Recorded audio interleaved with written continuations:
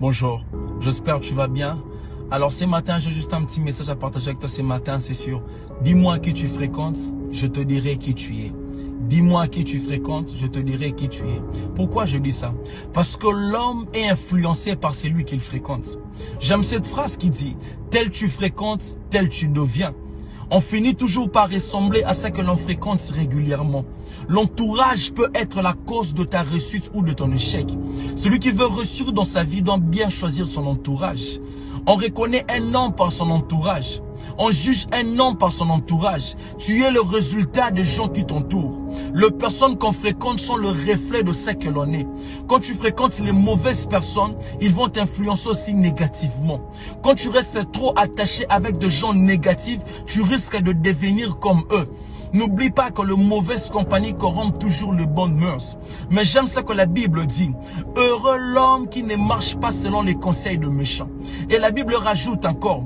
Quittez au milieu d'eux, séparez-vous d'eux. Quittez au milieu d'eux, séparez-vous d'eux. Il y a des milieux où il faut quitter. Il y a des milieux où tu ne seras jamais béni. Il y a des milieux où tu ne vas jamais évoluer. Il y a des milieux où tu ne vas jamais progresser. Tu peux avoir de potentiel, mais quand tu te retrouves dans un mauvais milieu, tes potentiels n'auront pas de la valeur.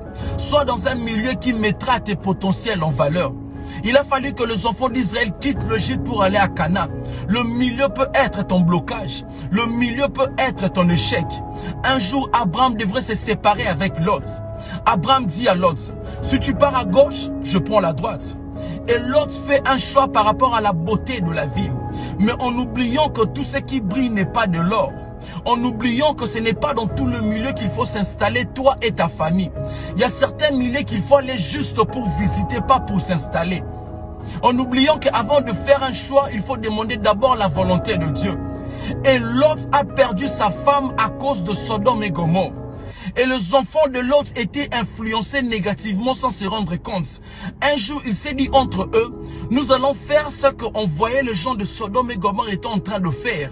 Et il ne faisait rien, il observait seulement ses enfants. Mais pendant qu'il observait, il ne savait pas qu'ils étaient déjà influencés. Et un jour, Jésus nous a parlé d'un semeur. Il a dit un jour, un semeur est sorti pour aller s'aimer. Et pendant qu'il s'aimait, d'autres graines tombent au bord du chemin. 1. D'autres graines tombent sur un sol rocailleux. 2. D'autres graines tombent parmi les épines. 3. Et d'autres graines tombent sur une bonne terre et donnent du fruit. Pourquoi Jésus précise sur une bonne terre? Parce que si d'autres graines n'ont pas donné du fruit parmi les épines, ce n'est pas la faute du graine, mais c'est la faute de l'environnement dans lequel la graine se retrouve. Parfois, le problème, c'est l'environnement dans lequel tu te retrouves. Le milieu joue un grand rôle dans notre vie. Il y a une phrase qui dit, si une fleur ne fleurit pas, on ne corrige pas la fleur, mais on corrige l'environnement dans lequel elle pousse. Et deuxièmement, la Bible dit, séparez-vous d'eux. Si ton entourage ne t'aide pas à avancer, avance seul. Mieux vaut avancer seul que d'être mal accompagné. Ne t'attends pas de voir des résultats positifs dans ta vie tant que tu es entouré de gens négatifs dans ta vie. À un moment dans la vie, il faut commencer à effacer tout ce qui ne t'aide pas à évoluer. Il faut commencer à effacer tout ce qui ne t'aide pas à avancer. La vie devient souvent plus facile quand on supprime ce qui la rend difficile. Mieux vaut être entouré par peu de gens qui t'aiment pour de vrai que d'être entouré par beaucoup de gens qui font semblant de t'aimer. Le problème, ce n'est pas la quantité de amis qui compte, mais la qualité des amis qui compte. Tout le monde n'est pas ton ami. Il y a des amis qui seront là que pendant le moment de gloire, mais aussi des amis de la croix. Un jour, je méditais sur les amis de la croix. Jésus avait beaucoup de gens tout autour de lui, mais à la croix, il n'avait qu'un seul ami. Où l'ami disait que pour moi tu es le Messie. Et ça a tellement touché Jésus que malgré que je suis humilié, malgré que je suis dans l'humiliation, mais tu continues toujours à croire que je suis le Messie. Ce sont des amis à ne jamais abandonner. Et Jésus lui a dit, aujourd'hui même, je serai avec toi chez mon Père. Tout le monde n'est pas ton ami. Il y a une différence entre être bien avec tout le monde et être ami à tout le monde.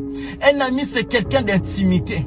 Un ami, c'est quelqu'un avec qui on a confiance. Un ami, c'est quelqu'un avec qui on passe tout le moment de notre vie.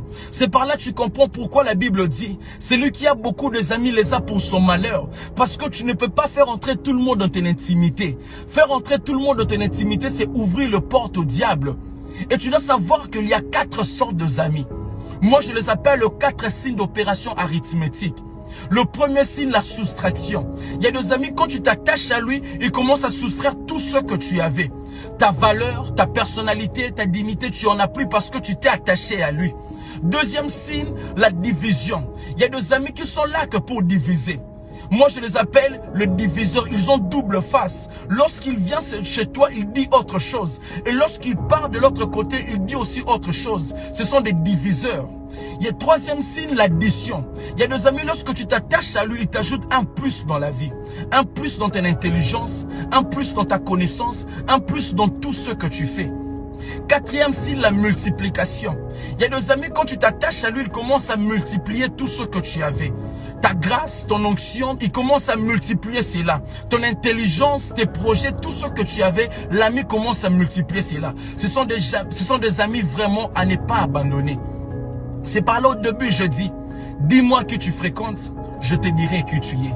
Même dans le domaine du mariage, tout dépend de la personne que tu épouses. C'est la personne que tu épouses qui définit ton mariage. Quand tu fréquentes un voleur, tu deviendras aussi un voleur. Quand tu fréquentes des aigles, tu deviendras aussi un aigle. Quand tu fréquentes les hommes sages, tu deviendras aussi sage. Et pour finir, je veux finir avec ça. Dans la vie, on finit toujours par devenir ce à quoi on est exposé.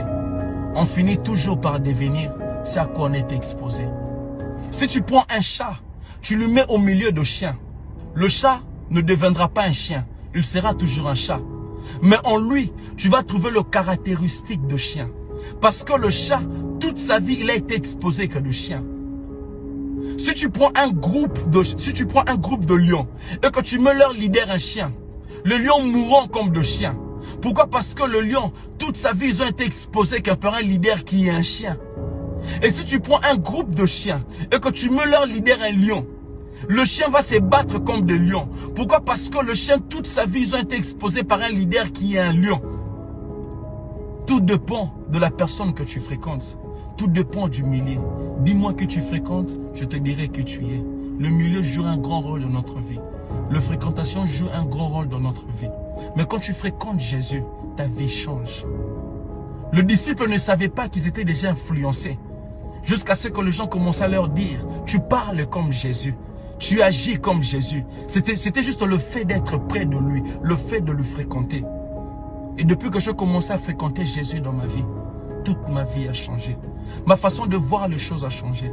Ma façon de penser, ça a changé. Toute ma vie a changé. Dis-moi qui tu fréquentes, je te dirai qui tu es. Ne fréquente pas n'importe qui. Fréquente Jésus. Sois entouré de bonnes personnes. Des gens qui t'aiment pour de vrai.